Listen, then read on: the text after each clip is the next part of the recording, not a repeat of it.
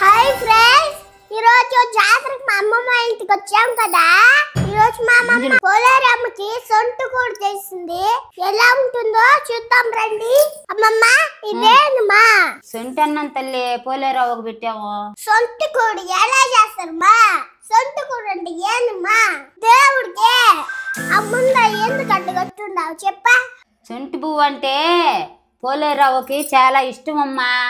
సొంటి గింజ తెచ్చుకొని బువ్వు వండుకొని ఆరబోసుకొని సొంటి గింజ వేసి గొంజాకు తెచ్చుకొని అవి రెండు వేసి బాగా కలిపి గుణంలో ఎత్తిపెట్టి టెంకాయ కొట్టుకొని పసుపు పూసి బొట్టు పెట్టి యాపాకు కట్టి దాన్ని తెత్తి మూత పెట్టి కడితే అది సొంటి గింజి వాసన వస్తుంది మమ్మీ.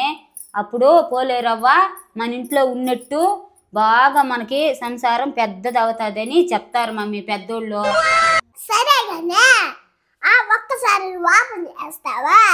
సొంటి కూడు ఒక్కడేమన్నా తింటానా? పోలేరమ్మ సొంటి కూడు కొంచెం అయినా తింటానా?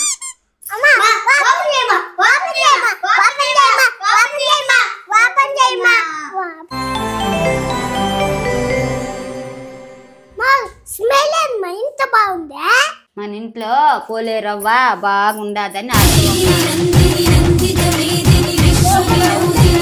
సొంటి పువ్వా భలే ఉంది ఫ్రెండ్స్, సూపర్.